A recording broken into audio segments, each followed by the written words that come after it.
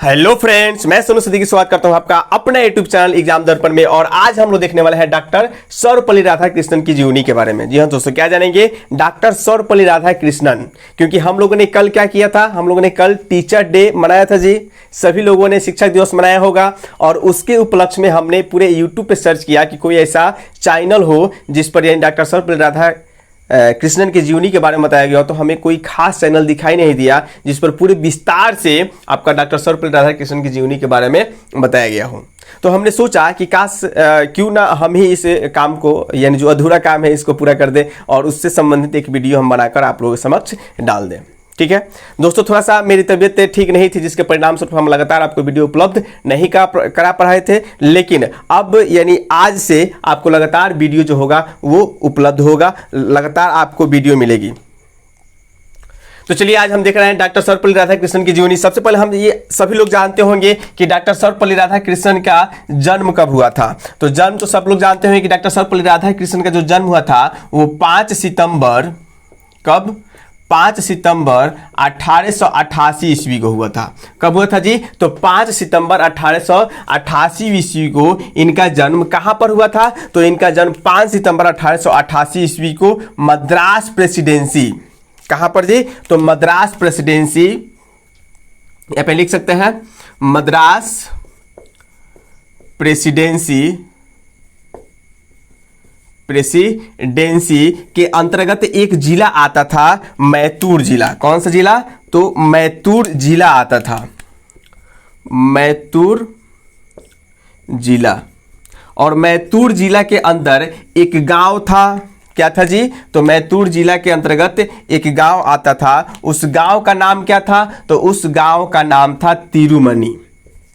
क्या बोल सकते हैं? तिरुमनी। कहीं कहीं तिरुमती भी लिख देता है, तो उससे कंफ्यूज होने की बात नहीं है। आप क्या बोल सकते हैं? तिरुमनी। ठीक है, तो यानी क्या होगा, डॉक्टर सर्वपल्ली राधाकृष्णन का जन्म कब हुआ था? तो 5 सितंबर 1888 ईस्वी को मद्रास प्रेसिडेंसी के अंतर्गत मैसूर एक जिला था और उस जिले में एक गांव था। क्या नाम था उसका? तो तिरुमनी गांव। कौन सा गांव? तिरुमनी ग्राम। तिरुमनी ग्राम में क्या हुआ था? इनका जन्म हुआ था। हम ये देख रहे हैं कि इनके पिता का क्या नाम था। सबसे पहले देख लिया जाए कि इनके पिताजी का क्या नाम था। तो पिताजी का क्या नाम होगा जी? तो इनके पिता का नाम था स्वामी, इनके पिताजी का नाम था सर्वपल्ली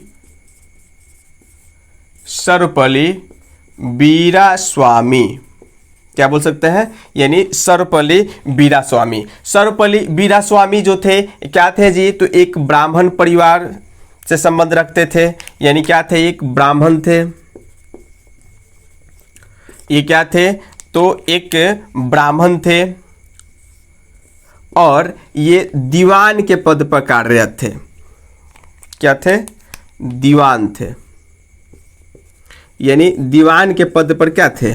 कार्यरत थे। और साथ ही देखेंगे इनकी माता का क्या नाम था जी? तो इनके माता का नाम था, माता का नाम,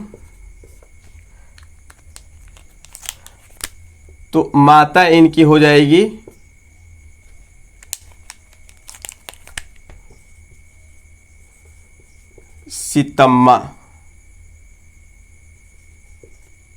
सीतम्मा, यानी सर्वपल्ली सीतम्मा बोल सकते हैं। सर्वपल्ली सीतम्मा देवी, यानी ये हो गया आपका इनके माता का नाम। ठीक है, यानी इनके पिताजी का क्या नाम था? तो इनके पिताजी का नाम था सर्वपल्ली वीरास्वामी, जो क्या थे? एक ब्राह्मण थे और किस पद पे कार्यरत थे? तो दीवान के पद पे कार्यरत थे। हम लोग देख रहे हैं कि भाई यानी माता के नाम के पूर्व सर्वपल्ली आ रहा है, पिता के नाम के पूर्व सर्वपल्ली आ रहा है, इनके नाम के पूर्व सर्वपल्ली आ रहा है। आखिर ये सर्वपल्ली है क्या? ठीक है जी दोस्तों, क्या है? तो हम देखेंगे कि जो ये सर्वपल्ली जो आ रहा है, यानी इन लोगों के नाम के पूर्व में जो सर्वपल्ली शब्द आ रहा है, सर्वपल्ली, ये इनके पैतृक गांव का नाम था। क्या था जी दोस्तों? तो यानी हम बोल सकते हैं डॉक्टर सर्वपल्ली राधाकृष्णन का पैतृक गांव था। क्या था? पैतृक गांव था, ये पैतृक गांव का नाम था। क्या था जी? तो इनके पैतृक गांव का नाम था। और ये पैतृक गांव का नाम जो है ये इनके नाम के साथ क्यों आ गया, इस पे थोड़ी सी हम चर्चा करते हैं। यानी सर्वपल्ली जो पैतृक गांव था ये क्या होता है कि 18वीं शताब्दी में, कब जी दोस्तों? 18वीं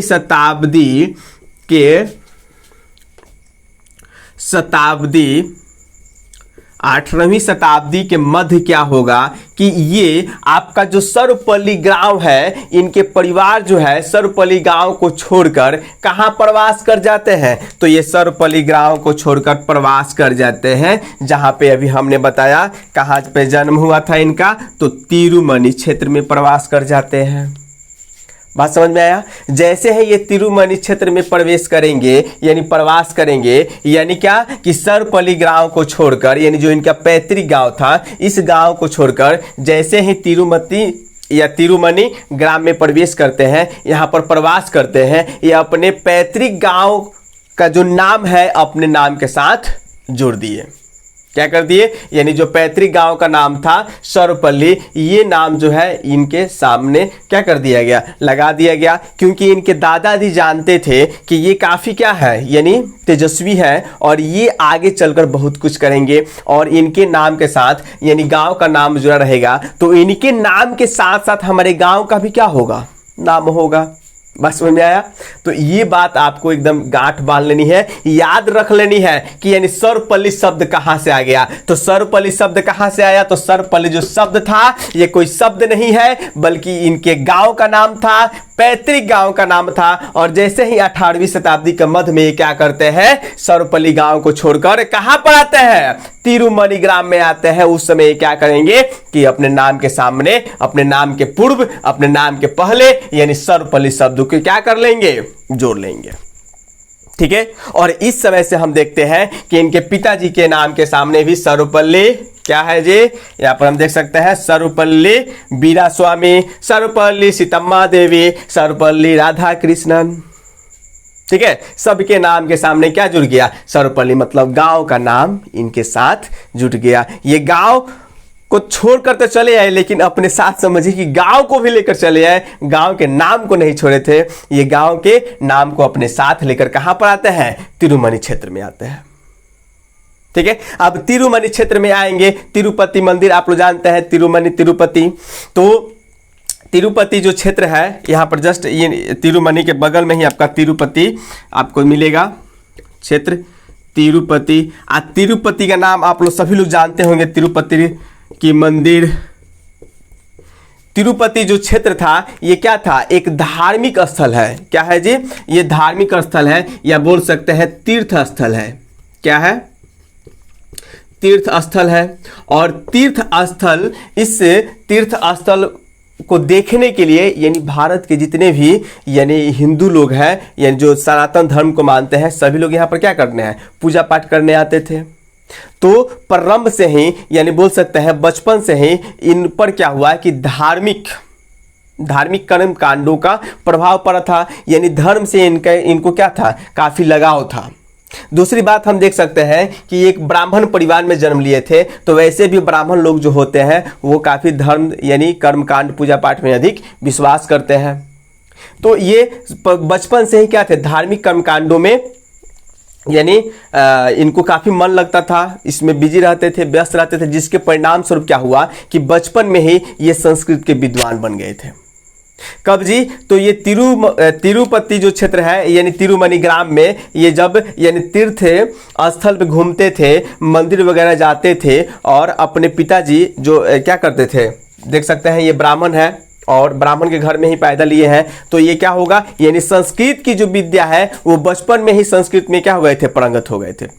ठीक है, अब होगा क्या कि तिरुमनी क्षेत्र में ही एक विद्यालय था, तिरुपति क्षेत्र या तिरुमनी। तो यहाँ पर तिरुमनी क्षेत्र में एक विद्यालय था। कैसा विद्यालय था? तो क्रिश्चियन मिशनरी संस्था द्वारा निर्मित। क्या बोल सकते हैं? क्रिश्चियन मिशनरी संस्था द्वारा निर्मित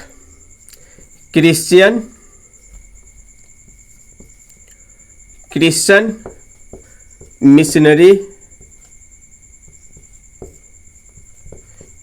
मिशनरी संस्था द्वारा निर्मित एक स्कूल था, एक विद्यालय था। कैसा विद्यालय था? तो मध्य विद्यालय था, यानी मध्य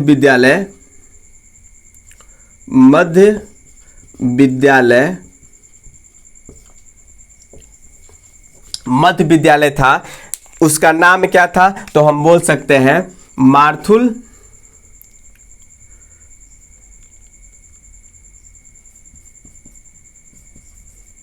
लूथर मिशन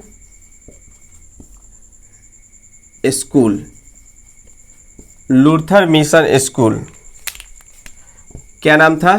तो लूथर मिशन स्कूल। यानी इनके पिताजी क्या करते हैं? अब इससे पहले, यानी स्कूल जाने से पहले हम थोड़ा सा इनके परिवार की स्थिति में पर एक बार नजर डाल देते हैं। होता क्या है कि इनकी जो पारिवारिक स्थिति थी वो काफी बड़ी थी। यानी आपके जो बीरा स्वामी थे, बीरा स्वामी के 6 बच्चे थे।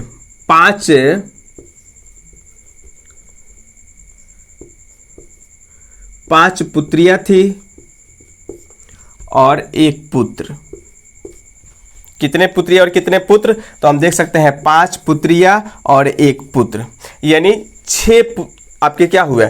बच्चे हुए। और सबको, यानी उनकी पारिवारिक स्थिति उतनी अच्छी नहीं थी कि यानी सबको अच्छे स्कूल में दाखिला दिला सके और सबको उच्च शिक्षा दे सके, जिसके परिणाम स्वरूप क्या होता है कि यही पुत्र जो थे आपके, यानी 5वें नंबर, दूसरे नंबर, यानी एक बड़ी बहन थी और सबसे बड़ी बहन के बाद यानी इनका स्थान आता था और इनसे 4 छोटी बहनें थी। ठीक है, तो ये 5वें दूसरे नंबर पर आते थे और इनका एडमिशन कहाँ पर करा दिया गया? तो इनका नामांकन जो है कहाँ पर करा दिया जाता है? तो इनका नामांकन हम देख सकते हैं कि इनका नामांकन कहाँ पे कराया गया?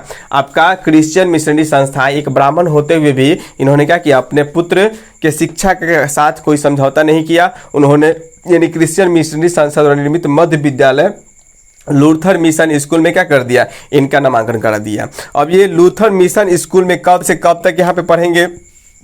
तो यहाँ पे अध्ययन करते हैं, वो आपका डेट होगा 1896 से लेकर 1900 तक ये यहाँ पे अध्ययन किए। ठीक है, यानी प्रारंभिक जो अपने जीवन का 8 वर्ष यहीं पर ये व्यतीत करेंगे। यानी देख सकते हैं कि 1896 से लेकर 1900 तक ये आपका लूथर मिशन स्कूल जो एक मध्य विद्यालय था, यहाँ पर ये नामांकन हुआ और यहाँ पे क्या करेंगे? अध्ययन का काम करेंगे। ये यहाँ पर अध्ययन करते करते मात्र 12 वर्ष की उम्र में क्या किए थे कि जो आपका ईसाइयों का बाइबिल है वो बाइबिल को आत्मसात कर गए थे। यानी बाइबल को पढ़ चुके थे। संस्कृत के तो पहले से ही विद्वान है और बाइबल को भी क्या कर दिए? मात्र 12 वर्ष की उम्र की अवस्था में क्या कर दिए थे? आपका पूरा बाइबल को आत्मसात कर गए थे। बाइबल को जो महत्वपूर्ण तथ्य था उसको ये याद कर चुके थे।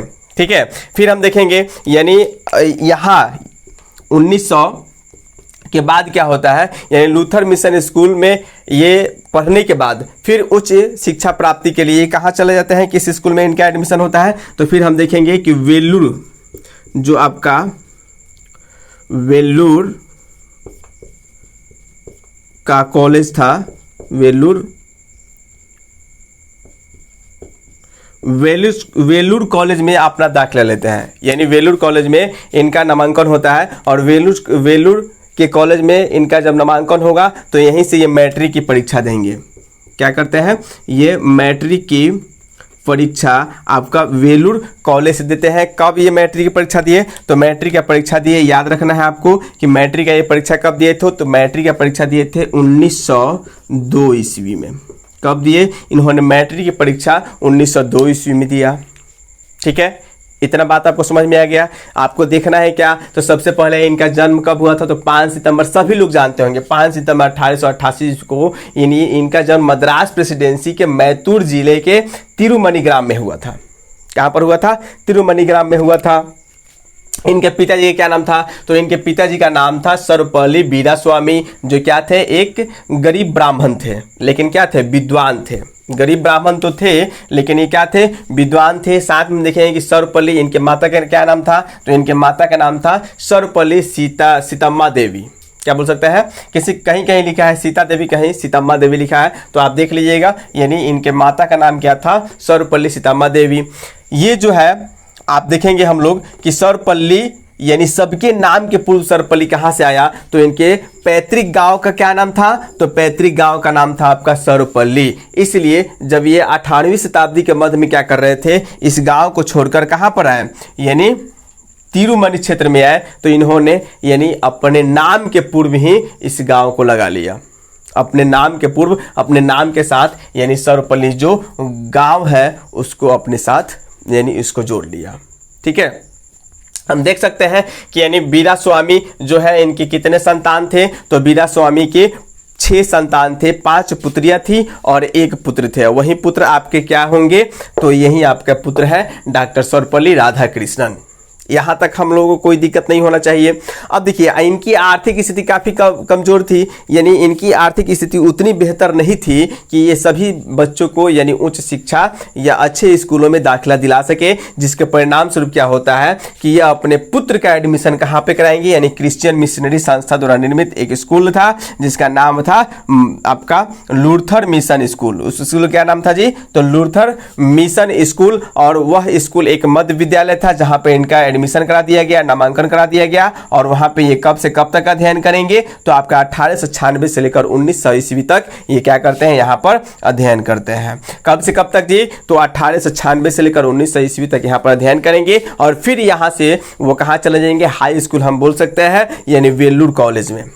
ठीक है, वेल्लूर कॉलेज में जाएंगे और यहाँ से 1902 ईस्वी में क्या करेंगे, ये मैट्रिक की परीक्षा देते हैं। और मैट्रिक की परीक्षा देने के बाद यानी 1903 ईस्वी में क्या होगा कि इनका विवाह करा दिया जाएगा, यानी विवाह।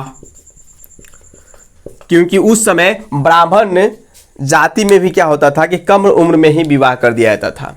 ठीक है, वैसे तो हम देख सकते हैं कि आपका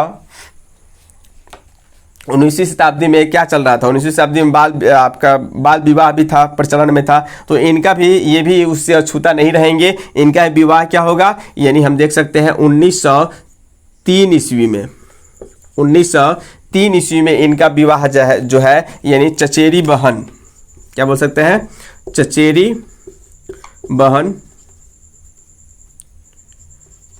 चचेरी बहन लगती थी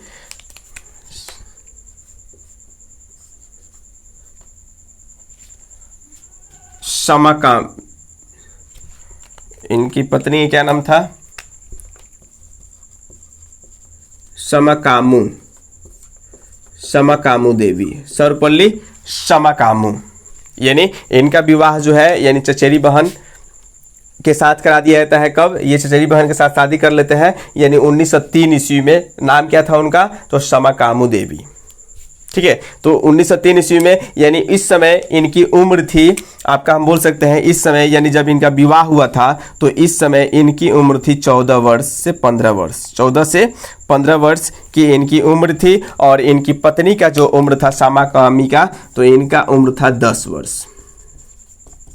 कितना उम्र था जी, तो इनका उम्र 10 वर्ष था। और आपका यहाँ पर देख सकते हैं इनकी उम्र कितना था, तो इनका उम्र 14 से 15 वर्ष था आपका। सर्वपल्ली राधाकृष्णन का उम्र 14 से 15 वर्ष था। लेकिन ये एक साथ कब रहना प्रारंभ किए, तो एक साथ रहना प्रारंभ करते हैं 3 साल बाद। कितने साल बाद, 3 साल बाद ये एक साथ रहना पसंद करते हैं। जब इनका क्या हो जाता है, जब तक इनका उम्र कितना हो जाएगा, 13 वर्ष हो जाएगा। ठीक है, तो हम लोगों ने क्या देखा, यानी बचपन से लेकर यानी कि विवाह तक का जो समय है वो हम लोगों ने देख लिया। यानी देखिए ये अपनी जीवनी, ये अपनी बायोग्राफी कहीं लिखे नहीं है, यानी जो भी जानकारी प्राप्त होती है अलग अलग बुकों में अलग प्रकार से प्राप्त होती है। तो आप लोग थोड़ा सा इस पर फोकस कीजिएगा, क्योंकि यानी एक पार्टिकुलर कोई बुक नहीं होगा जिसमें ये पूरी बात बताई गई होगी। ठीक है, तो चलिए इसको मिटा दें, मिटा दीजिए दोस्तों, नोट कर लिए हैं, चलिए मिटाते हैं। फिर आगे हम लोग देखेंगे क्या, ये मैट्रिक की परीक्षा तो दे दिए, इनका विवाह हो गया। यानी कब विवाह हुआ, तो विवाह हुआ 1903 ईस्वी में। यानी 1903 ईस्वी में, 1902 में क्या किया, मैट्रिक का एग्जाम दिए और 1903 ईस्वी में इनका विवाह कर दिया गया। यानी चचेरी बहन किससे कर दिया गया जी, समकामू से। ठीक है, श्यामा कामू से क्या कर दिया गया, इनका विवाह कर दिया गया। उसके बाद क्या होता है भाई, तो उसके बाद हम लोग देखेंगे आपका ये फिर यानी वेलूर कॉलेज के बाद अभी हम लोगों ने क्या देखा था, लूथर मिशन स्कूल में पढ़ रहे थे। लूथर मिशन स्कूल से मध्य विद्यालय था जहाँ पे इन्होंने स्टडी किया। उसके बाद लूथर मिशन स्कूल के बाद ये कहाँ चले गए, तो लूथर मिशन स्कूल के बाद ये चला जाते हैं आपका वेलूर कॉलेज, और वेलूर कॉलेज के बाद हम लोग देखेंगे कि ये जाते हैं आपका मद्रास प्रेसिडेंसी कॉलेज। अब देखिए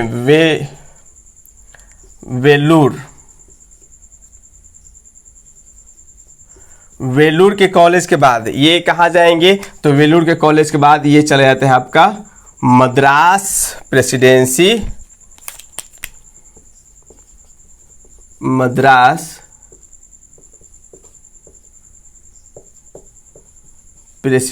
कॉलेज।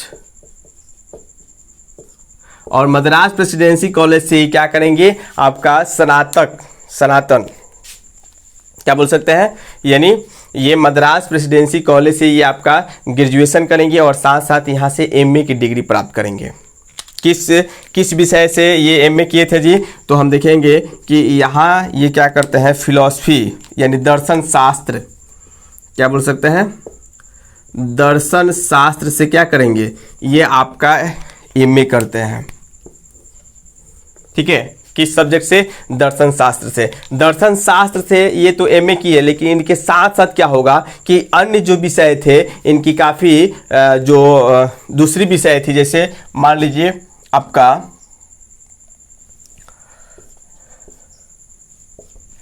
एक हो जाएगा मैथ्स यानी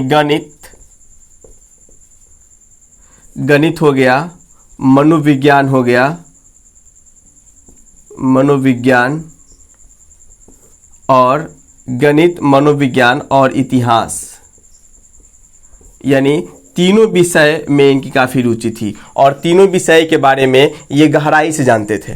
कौन कौन, मैथ है आपका, मनोविज्ञान है और इतिहास है, ये तीनों विषय के बारे में ये गहराई से जानते थे, डीपली नॉलेज रखते थे। इसके साथ हम देखेंगे कि ये कौन से सब्जेक्ट से दर्शन आपका एमए करेंगे, तो आपका दर्शन शास्त्र से ग्रेजुएशन और क्या करते हैं, एमए करते हैं। ठीक है, और यहाँ से मद्रास प्रेसिडेंसी कॉलेज से यानी अध्ययन करते समय क्या होगा कि यहीं पे इनको, जहाँ पे ये अध्ययन कर रहे थे मद्रास प्रेसिडेंसी कॉलेज में, और अध्ययन करते समय यहाँ पर इनको सहायक प्राध्यापक के रूप में नियुक्त कर दिया जाएगा। कहाँ पर, तो यहीं पर क्या किया जाएगा, सहायक प्राध्यापक के पद पर नियुक्त किया जाएगा, सहायक प्राध्यापक। अब देखिए सहायक प्राध्यापक के पद पे इन्हें नियुक्त किया जाएगा और बाद में क्या हो जाएंगे, ये प्राध्यापक यहाँ पर नियुक्त कर दिए जाते हैं। पहले तो सहायक प्राध्यापक के पद पे नियुक्ति हुई थी और बाद में क्या हो जाएंगे,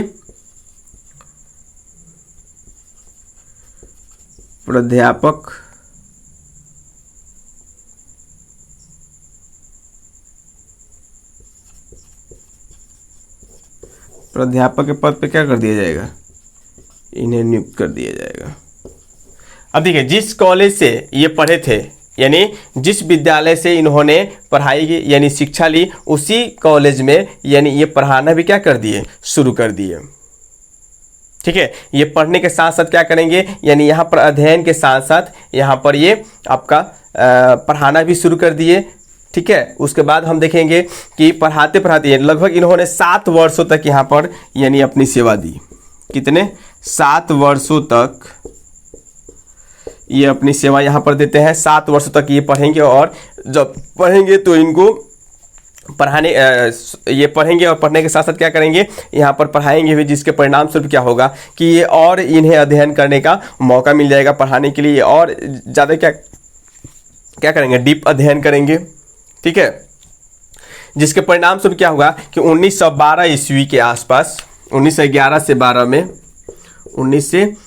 12 में इनके द्वारा एक पुस्तक की रचना की जाती है, जिसका शीर्षक क्या था, जिसका शीर्षक था आपका बोल सकते हैं मनोविज्ञान के आर्थिक तत्व, या बोल सकते हैं मनोविज्ञान के तत्व। क्या बोल सकते हैं जी, मनोविज्ञान के तत्व,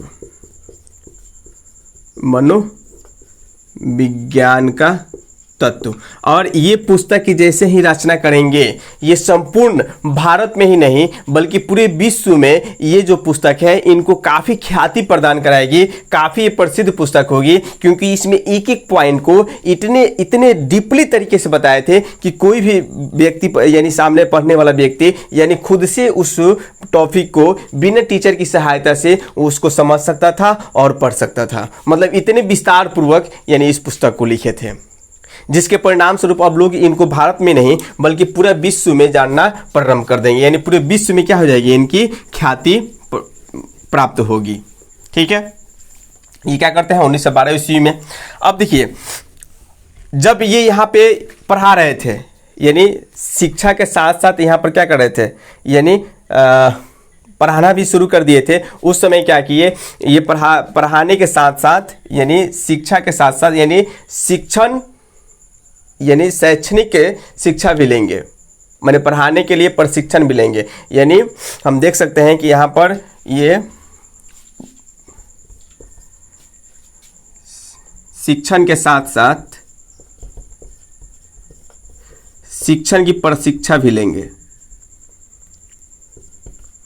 प्रशिक्षा भी लेंगे। और यानी यहाँ तो पढ़ा तो रहे हैं, 7 वर्षों तक यहाँ पर इन्होंने क्या किया, पढ़ा और पढ़ाया। और इसके साथ साथ ये क्या करेंगे, यानी शिक्षण के लिए प्रशिक्षण भी यहाँ पर लेना शुरू कर दिए थे। जब वो वहाँ पे पढ़ा रहे थे उस समय मात्र इनकी वेतन कितनी थी, तो इनकी वेतन मात्र आप देख सकते हैं कि इनकी वेतन जो थी मात्र 37 रुपये थी उस समय। कितने वेतन थे, तो 37 रुपये थे। ये बात याद रखना आपको, ठीक है, कि इन्होंने मद्रास प्रेसिडेंसी कॉलेज में क्या किया, यानी जब पढ़ाई स्टार्ट की तो पढ़ने के साथ साथ ये यहाँ पे पढ़ाना शुरू कर दिया गया। पहले सहायक प्राध्यापक के पद पे इसे नियुक्त किया गया और फिर पुनः यहाँ पर क्या कर दिया गया, यानी प्राध्यापक नियुक्त कर दिया गया। और इसके साथ साथ यहाँ पे पढ़ाएंगे और पढ़ाने के साथ साथ यहाँ पे पढ़ेंगे और पढ़ने के साथ साथ पढ़ाने के कार्य शुरू करते हैं। और शिक्षण के लिए यानी पढ़ाने के लिए उन्होंने क्या किया, यानी प्रशिक्षण भी यहाँ से लेना प्रारंभ कर दिया था। उस समय इनकी वेतन कितनी थी, तो उस समय इनकी वेतन कितने रुपए थे जी, तो 37 रुपये थे। कितने रुपए थे, 37 रुपये थे। चलिए, हम तो ये देख लिए। वही वेलूर से कहाँ चले गए, मद्रास प्रेसिडेंसी कॉलेज, और वहाँ पे ये यानी जिस स्कूल में ये पढ़े थे और उसी स्कूल में, उसी विद्यालय में, उसी कॉलेज में क्या होता है, इनको पढ़ाने का मौका मिल जाता है। ठीक है, अब देखिए होगा क्या। अब थोड़ा सा हम लोग आते हैं, चलिए तो पढ़ा बहुत कुछ हो गया, पढ़े और पढ़ाए। फिर आगे हम लोग बढ़ेंगे तो इसमें हम देखते हैं कि 1928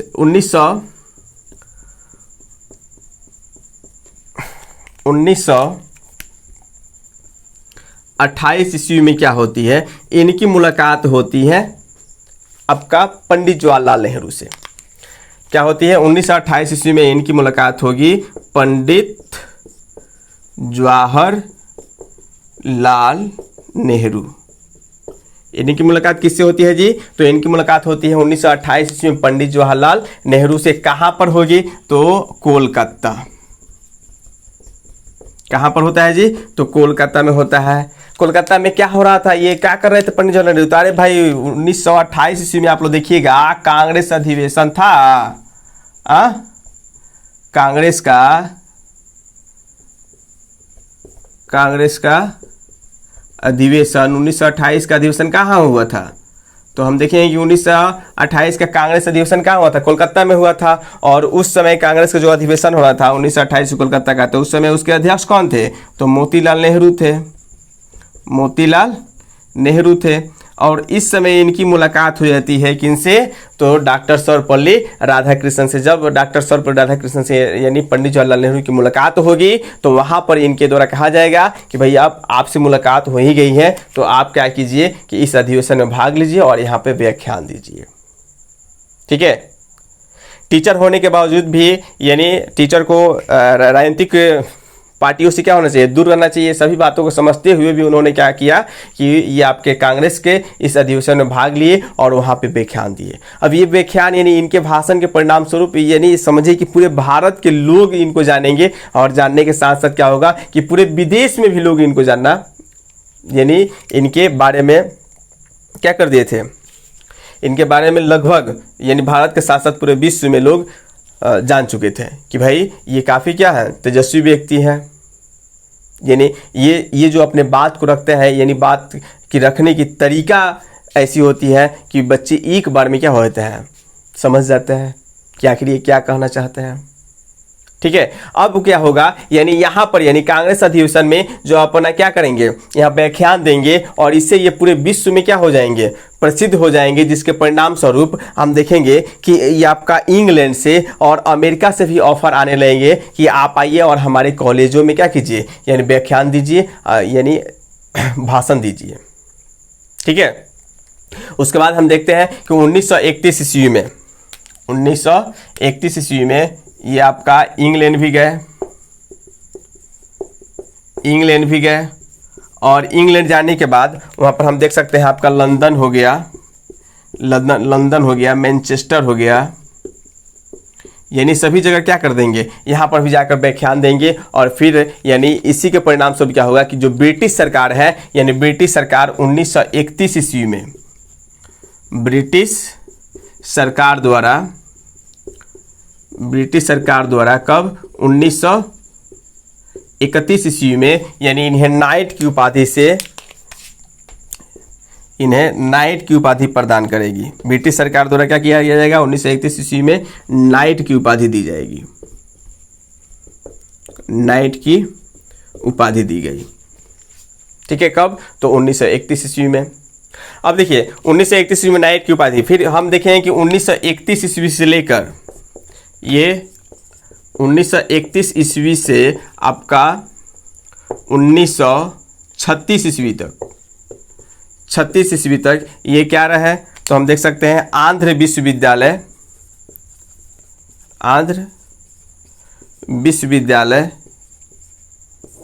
ये आंध्र विश्वविद्यालय में क्या रहा है, वाइस चांसलर के रूप में कार्य किए, वाइस चांसलर। ठीक है, और 1936 के बाद 1936 ईस्वी से लेकर 1952 ईस्वी तक ये आपका क्या करेंगे भाई, तो 1936 से लेकर 1952 ईस्वी तक हम देखेंगे कि ये कौन से कार्य करते हैं। तो इनके द्वारा क्या किया जाएगा, 1936 से लेकर 1952 ईस्वी तक ये आपका ऑक्सफोर्ड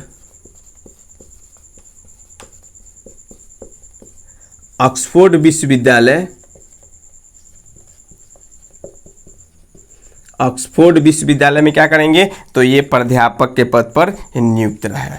यानी वहाँ पर ऑक्सफोर्ड, हम तो बताए थे कि यहाँ पर यानी अधिवेशन में भाषण देंगे, जिसके परिणाम स्वरूप यानी एक तो पुस्तक लिखे थे 1912 ईस्वी में, उससे काफ़ी ख्याति मिली थी, और इसके साथ साथ भाषण दिए थे, उससे भी काफ़ी इनको ख्याति मिली, जिसके परिणाम स्वरूप देश तो क्या बनी, विदेशों से भी इनको ऑफर आने लगा था कि भाई आप आइए और हमारे स्कूल कॉलेजों में क्या कीजिए, यानी शिक्षण का कार्य कीजिए। ये 1936 से लेकर 1952 ईस्वी तक कहाँ चले गए, 1936 से लेकर 52 में ये कहाँ रहेंगे, तो ऑक्सफोर्ड यूनिवर्सिटी यानी ऑक्सफोर्ड विश्वविद्यालय में ये अध्यापन का कार्य करेंगे। ठीक है, और इस बीच यानी हम देखेंगे कि 1900, चलिए इसको मिटा दें, पॉइंट नोट कर लिए होंगे आप लोग, नहीं तो एक बार स्क्रीनशॉट ले लीजिए। ये तो हम लोगों ने देख लिया है कि 1900 आपका कब से कब तक, 1936 से लेकर 1952 तक ये किस पद पे रहे, यानी ऑक्सफोर्ड यूनिवर्सिटी में ये प्राध्यापक के पद पर क्या रहे, इनको नियुक्त किया गया, प्राध्यापक के पद पे रहे। अब देखिए इसी बीच क्या होता है कि फिर 1947 ईस्वी में इन्हें, क्योंकि वहाँ पे यानी अध्यापक के पद पर तो है, लेकिन साथ में ये भारत आते रहेंगे और यहाँ पे कुछ न कुछ काम भी यहाँ पे करते रहेंगे। अब वो कौन कौन सा कार्य करते हैं, तो हम देखते हैं 1947 ईस्वी में, यानी हम देखेंगे यानी भारतीय संविधान सभा की अंतरिम बैठक की गई थी। भारतीय संविधान सभा की अंतरिम बैठक कब की गई थी जी, तो भारतीय संविधान सभा की अंतरिम बैठक हम देखेंगे कि 14 से 15 अगस्त 1947 ईस्वी की गई। कब? 12 बजे रात को, 12 बजे रात को क्या की गई थी? अंतरिम बैठक की गई थी। और इस अंतरिम बैठक में आपका व्याख्यान कौन किए थे, यानी भाषण कौन दिए थे? तो संविधान पर हम देख सकते हैं भाषण किनके द्वारा दिया गया था, तो डॉक्टर सर्वपल्ली राधाकृष्णन, डॉक्टर सर्वपल्ली राधाकृष्णन। यानी अंतिम बार, यानी सबसे अंतिम बार लास्ट में हम देखेंगे कि 14 अगस्त को रात 12 बजे क्या किया गया, यानी डॉक्टर सर्वपल्ली राधाकृष्णन के द्वारा क्या किया गया था, यानी संविधान सभा पर लेक्चर दिया गया था, भाषण दिया गया था, व्याख्यान दिया गया था। और इसे सुनने वाले मात्र एक ही व्यक्ति थे, वो थे आपके पंडित जवाहरलाल नेहरू।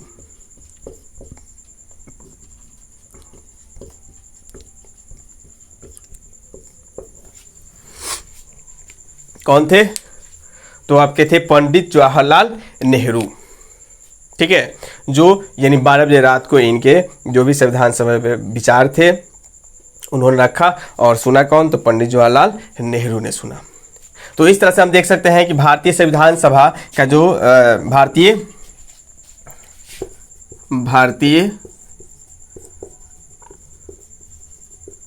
संविधान सभा के क्या रहे, तो भारतीय संविधान सभा के सदस्य भी रहे। भारतीय संविधान सभा के सदस्य कब से कब तक रहे, तो हम देख सकते हैं कि भारतीय संविधान सभा के सदस्य जो है आपके 1947 से लेकर ये 1949 ईस्वी तक क्या रहेंगे, तो 1947 से लेकर 1949 ईस्वी तक ये भारतीय संविधान सभा के सदस्य भी रहे।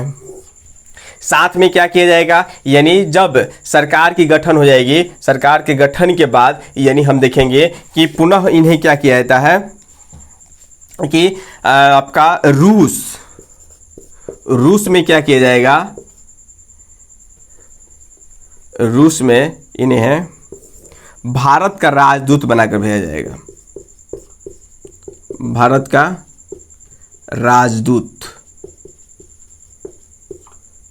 यानी भारत का राजदूत बनाकर यानी रूस में भी भेजा गया, जिसके परिणाम स्वरूप क्या हुए, यानी वहां पर इतने बेहतरीन तरीके से कार्य किए कि हम देख सकते हैं कि रूस में ये जब क्या थे, यानी भारत का राजदूत थे, तो उस समय भारत और रूस के बीच की संबंध जो थे यानी कितने अच्छे थे, यानी इनके प्रयासों से ही वो संबंध बने थे और जो आज तक चल रहा है। किनके प्रयास से, तो आपके डॉक्टर सर्वपल्ली राधाकृष्णन, यानी जितने भी राजदूत थे उनमें नंबर 1 स्थान आता है आपका सर्वपल्ली डॉक्टर राधाकृष्णन, यानी डॉक्टर सर्वपल्ली राधाकृष्णन का नाम आता है जितने भी राजदूत थे उनमें नंबर 1 पे, क्योंकि इन्हीं के समय हम देख सकते हैं कि जब ये क्या थे, आपके राजदूत थे, और उस समय क्या हुआ था, भारत और रूस का संबंध काफ़ी बेहतरीन हुआ था। और हम देख सकते हैं कि पाकिस्तान का युद्ध जो हुआ, भारत और पाकिस्तान का युद्ध, यानी उस समय रूस ने किस प्रकार यानी भारत को हथियार हो या किसी भी तरह से क्या किया था, हेल्प किया था। और ये सबके जिम्मेवार कौन थे, तो आपके जिम्मेवार होंगे यानी डॉक्टर सर्वपल्ली राधाकृष्णन, जिन्होंने क्या किया था, रूस के साथ काफ़ी अच्छी मित्रता निभाई थी। ठीक है दोस्तों, उसके बाद यानी बहुत सारे लोग ये इन पर यानी ये भी आलोचना कर रहे थे कि भाई ये एक टीचर को उठाकर यानी राजनीतिक में कहाँ से डाल दिया गया, ये मतलब राजनीति के बारे में क्या जानते हैं, इनसे ये काम नहीं होगा। लेकिन जितने लोग जो इनकी शिकायत कर रहे थे, इनकी बुराई कर रहे थे, बाद में सभी लोग क्या होंगे, इनसे खुश होंगे और इन पर तालियां बजाएंगे। ठीक है, आप लोगों को समझ में आ गया होगा। तो हम देख सकते हैं कि भारतीय संविधान सभा के सदस्य कब से कब तक रहे, तो 1947 से लेकर 1949 ईस्वी तक। इसके साथ ही वो लेक्चरर के पद पे यानी ऑक्सफोर्ड यूनिवर्सिटी में कब से कब तक रहे, तो वहां पर देख सकते हैं 1936 से लेकर 1952 ईस्वी तक रहे। 52 ईस्वी में क्या होगा हम देखेंगे, 1952 ईस्वी में क्या किया गया, यानी संविधान संशोधन द्वारा उपराष्ट्रपति का पद का सृजन किया गया। उपराष्ट्रपति के पद का क्या हुआ, सृजन हुआ। और जब उपराष्ट्रपति के पद का सृजन हुआ कब, 1952, तो ये भारत के प्रथम उपराष्ट्रपति बनाए गए। क्या किए गए, भारत के प्रथम उपराष्ट्रपति बनाए गए। कौन बनाए गए थे, तो आप कब बोल सकते हैं डॉक्टर सर्वपल्ली राधाकृष्णन। ये भी बात सबको याद रहता है कि ये भारत के क्या थे, प्रथम उपराष्ट्रपति थे। किसने बनाया था जी, तो पंडित जवाहरलाल नेहरू ने क्या कर दिया था, पंडित जवाहरलाल नेहरू ने क्या कर दिया, इन्हें उपराष्ट्रपति के पद पे नियुक्त कर दिया। जब इन्हें उपराष्ट्रपति के पद पे इनकी नियुक्ति हुई थी, उस समय भी बहुत सारे लोग क्या थे, यानी इनके खिलाफ थे, इनके विरोध में बात कर रहे थे। लेकिन इनके कामों को देखकर, यानी काफ़ी बोल सकते हैं कि जब उपराष्ट्रपति के पद पे थे तो डॉक्टर राजेंद्र प्रसाद के साथ यानी कार्य करना समझिए क्या था, मुश्किल था। फिर भी उन्होंने क्या किया था, यानी बेहतरीन तरीके से अपने कार्यों को कार्यवाहन किया था, यानी अपने कार्यवाहन को यानी साबित करके दिखाया था कि नहीं भाई हम इस योग्य है, हम ये काम करके दिखाएंगे। ठीक है, और जितने लोग इसमें भी जितने लोग बुराई कर रहे थे वो भी बाद में क्या करेंगे, इनकी बड़ाई करना शुरू कर देते हैं। फिर क्या होगा, अब हम देखेंगे कि भाई 1954 ईस्वी में, 52 ईस्वी में क्या बन गए, ये आपके उपराष्ट्रपति बन गए। फिर 1954 ईस्वी में यानी डॉक्टर राजेंद्र प्रसाद द्वारा, यानी भारत के जो राष्ट्रपति थे, भारत के राष्ट्रपति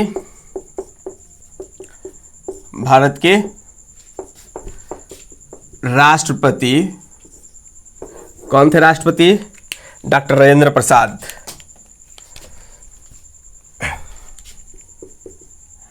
डॉक्टर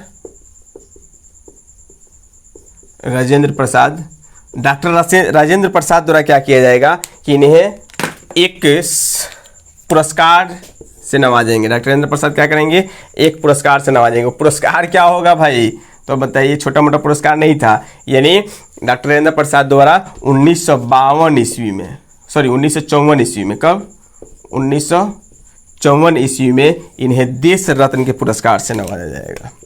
क्या किया जाएगा, भारत रत्न, भारत रत्न के पुरस्कार से क्या किया गया, नवाजा गया। देख रहे हैं कितना कार्य किए, देश रत्न यानी भारत रत्न के पुरस्कार से नवाजा गया। कब, तो 1954 ईस्वी में, किनके द्वारा, डॉक्टर राजेंद्र प्रसाद के द्वारा। ठीक है, फिर हम लोग देखेंगे कि ये 54 में क्या किया गया, आपका भारत रत्न से नवाजा गया। और इंग्लैंड ने क्या किया था, नाइट की उपाधि दी थी। और इनके मरणोपरांत अमेरिका भी इनको बहुत सारा पुरस्कार देगा। ठीक है, यहाँ पर हम लोग ये देख रहे हैं कि भारत रत्न के बाद ये क्या होगा, 1962 ईस्वी में हम लोग देखेंगे कि ये भारत के क्या होते हैं, द्वितीय राष्ट्रपति। 1962 ईस्वी में क्या होगा, भारत के द्वितीय राष्ट्रपति के पद पे नियुक्त किए जाएंगे। भारत के द्वितीय राष्ट्रपति के पद पे नियुक्त किए गए। कौन, तो आपके डॉक्टर सर्वपल्ली राधाकृष्णन। ठीक है, सबको समझ में आ गया होगा जी, जो भी पॉइंट है सबको समझ में आ गया है। चलिए, एक और टॉपिक रह गया है, उसको हम बता दे रहे हैं। अब इन्हें क्या किया गया, ये तो द्वितीय राष्ट्रपति बन गए। फिर क्या क्या होता है, 1900 यानी 17 अप्रैल 1975 ईस्वी में इनकी हो जाती है मृत्यु। यानी लंबी बीमारी से क्या थे, बीमारी से ग्रसित थे। ये लंबी बीमारी से क्या थे, ग्रसित थे। और यही बीमारी का कारण क्या हो जाएगा, यानी 17 अप्रैल 1975 ईस्वी को इनकी क्या हो जाती है, तो इनकी मृत्यु हो जाएगी। इनकी क्या हो जाएगी, मृत्यु हो जाएगी। और अमेरिका जो आपका पुरस्कार देगा ये कब, मृत्यु उपरांत। एक बात और याद रखना है कि आपके डॉक्टर सर्वपल्ली राधाकृष्णन को 27 बार, कितने बार, 27 बार नोबेल पुरस्कार के लिए, नोबेल पुरस्कार के लिए क्या किया गया था, तो यानी डॉक्टर सर्वपल्ली राधाकृष्णन को 27 बार नोबेल पुरस्कार के लिए नामित किया गया था, नामित किया गया था। लेकिन दुर्भाग्यवश इन्हें एक भी नोबेल पुरस्कार नहीं मिला। 27 बार नामित किया गया था, लेकिन किसी न किसी कारणवश क्या होता था, ये अवरुद्ध हो जाता था और 27 बार नामित होने वाले ये पहले व्यक्ति हैं जिन्हें नोबेल पुरस्कार के लिए 27 बार नामित किया गया हो। अब देखिए किन किन क्षेत्रों में, तो हम देख सकते हैं कि आपका जो 16 बार नामित किया गया था, 16 बार ये आपका था साहित्य के क्षेत्र में, 16 बार साहित्य के क्षेत्र में, और हम देखेंगे कि 11 बार जो है, 11 बार जो है इनको किस क्षेत्र में, तो शांति के क्षेत्र में, शांति के क्षेत्र में नामित किया गया था। तो दो बात आपको याद रखना है, यानी 16 बार साहित्य के क्षेत्र में और 11 बार किसके क्षेत्र में, तो 11 बार शांति के क्षेत्र में। तो 16 और 11 कितना होता है, 27। तो 27 बार नोबेल पुरस्कार के लिए नामित किया गया था, लेकिन दुर्भाग्यवश किसी न किसी वजह से ये मतलब इनको नोबेल पुरस्कार नहीं मिल पाया। यही थी इनकी जीवनी। जो भी इम्पोर्टेंट बात थी हमने एक प्रयास किया कि एक ही वीडियो में सारी बातों को क्या कर दे, आपके सामने रख दे, संक्षेप में ही रखे, लेकिन सारी बात को आपके सामने हमने रखा। और देखेंगे ये आपके इनके ये किसको अपना गुरु मानते थे, तो अपना गुरु जो है ये आपको स्वामी विवेकानंद को मानते थे और उन्हीं के रास्ते पर चलते थे। उनके द्वारा लिखित सभी पुस्तकों को इन्होंने बेखूबी यानी बेहतरीन तरीके से अध्ययन किया था। फिर हम देखेंगे कि ये यानी पश्चिमी जो आपकी सभ्यता है, पश्चिमी सभ्यता के विरुद्ध में ये लड़ाई भी लड़े थे। हम देख सकते हैं कि जितने भी उस समय यानी हिंदू धर्म के लोगों को यानी हिंदू धर्म के बारे में जो आडंबर है, जो बाह्य आडंबर है, हाँ, जो उसमें कुरीतियाँ थी, विधवा आपका सती प्रथा, बाल विवाह, बहुपत्नी विवाह, इन सब के बातों को लोगों को बताकर भड़काया जाता था और उसको यानी हिंदू धर्म को छोड़ने पर मजबूर किया जाता था और ईसाई धर्म को अपनाने पर जोर दिया जाता था। इस यानी बात का ये करे क्या थे, विरोधी थे। यानी लोग अपने धर्म को छोड़कर दूसरे धर्म को, ईसाई धर्म को अपना रहे थे, इसके विरोधी थे। और इसके लड़ाई में उन्होंने क्या किया था, यानी सबसे पहले देखा कि भाई आखिर क्यों लोग यानी क्या कर रहे हैं, हिंदू धर्म को छोड़कर दूसरे धर्म को अपना रहे हैं। इसके लिए उन्होंने खूब बढ़िया से वेदों का अध्ययन किया, उपनिषदों का अध्ययन किया और अध्ययन करने के बाद उन्हें मालूम चला कि भाई हमारी जो धर्म है वो काफ़ी स्वच्छ धर्म है, काफ़ी अच्छे धर्म है, इसमें केवल कुछ सुधार कर दिया जाए, कुछ कुरीतियों को मिटा दिया जाए तो ये सबसे अच्छा धर्म बन सकता है। और उसके क्षेत्र में भी इन्होंने काफ़ी प्रयास किया, काफ़ी काम किया। जैसे हम लोग देखते हैं स्वामी विवेकानंद, दयानंद सरस्वती, उसके बाद राजा राम मोहन राय, देख ही रहे हैं कि धार्मिक आंदोलन करके इन्होंने कितना सुधार किया था और ब्रिटिश यानी अंग्रेज़ों को जवाब दिया था। तो बस दोस्तों इतना ही रहने देते हैं इस वीडियो में, फिर मिलते हैं अगले वीडियो में। तब तक के लिए धन्यवाद। जय हिंद दोस्तों।